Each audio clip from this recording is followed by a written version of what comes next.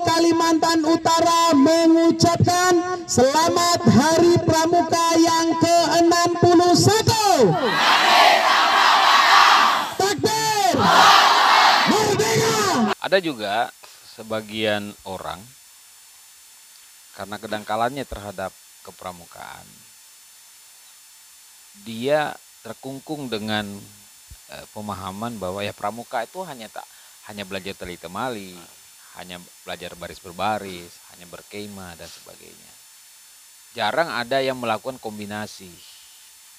Kombinasi yang dimaksud itu ada aktivitas kepesantrenan itu, tetapi cara-caranya menggunakan cara pramuka, begitu. Ini yang jarang terjadi, Kak. Sehingga tidak banyak kepala sekolah hampir dia memahami pramuka itu seperti memahami pramuka yang klasik. Klasik dalam pengertian yang dulu dia pernah dapat. Karena ya yang penting dia tahu tuh pramuka ya kemah, api unggun.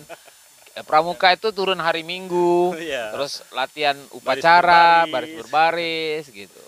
Sedangkan itu hanya alat, gitu Kak. Itu hanya alat. Tetapi yang paling penting bagaimana dia dikombinasikan, ada ilmu di luar tetapi dipolakan dengan cara menyajikannya dengan cara pramuka.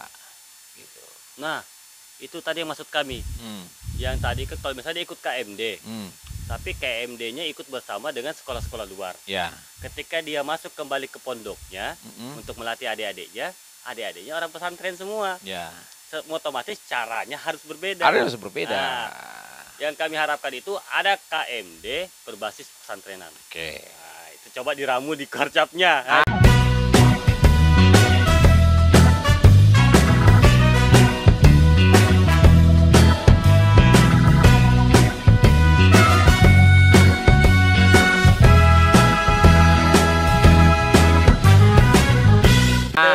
Ini nyambung.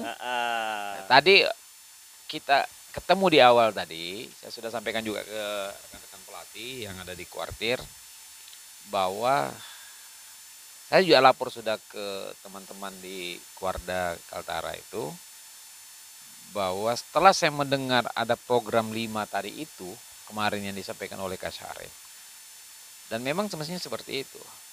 Kursus yang kita akan coba lakukan kalau seandainya itu terjadi di Hidayatullah, kita harus gunakan pola asesmen. Jadi kita asesmen dulu kebutuhan apa sih sebenarnya yang diharapkan teman-teman di Hidayatullah gitu. Karena kalau kita bicara KMD ya pakemnya samalah. Polanya 70 jam dengan materi yang standar sudah ada di kurikulum. Tetapi mungkin boleh jadi materinya sama, penerapannya yang berbeda.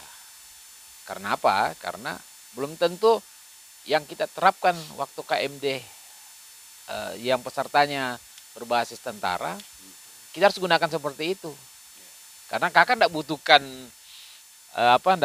amat-amat seperti tentara, gitu kan? Nah, kita coba berbasis pesantren. Nah, apa yang dibutuhkan di pesantren? Itulah nanti kita coba Karaman. Kalau insya Allah jalan, kita akan coba asesmen dulu. Kalau perlu kita bikinkan semacam kuesioner. Kami bikin kuesioner, kakak isi. Kira-kira kalau kami tanya begini, kakak lebih kemana nih? Gitu.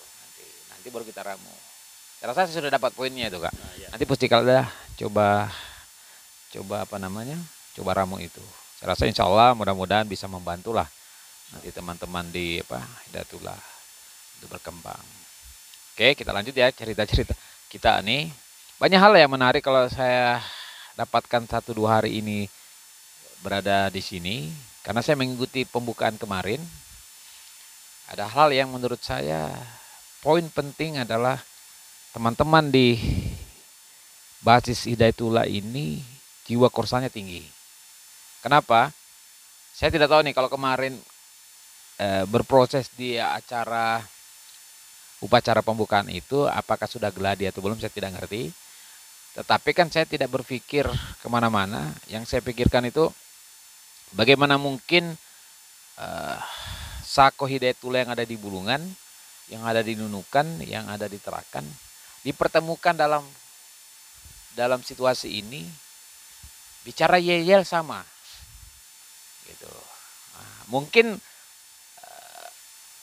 apakah kemarin gali dulu atau gimana kita tidak tahu kan, tetapi paling tidak kita sudah bisa dapat poinnya itu, bahwa ada sistem yang sudah berjalan dengan baik.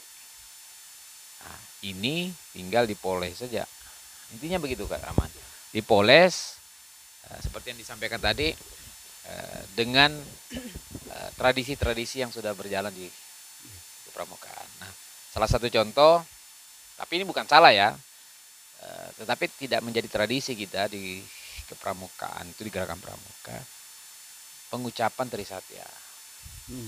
Trisatya itu hanya diucapkan pada situasi yang sakral, seperti naik tingkatan. Tapi itu tidak bisa diucap.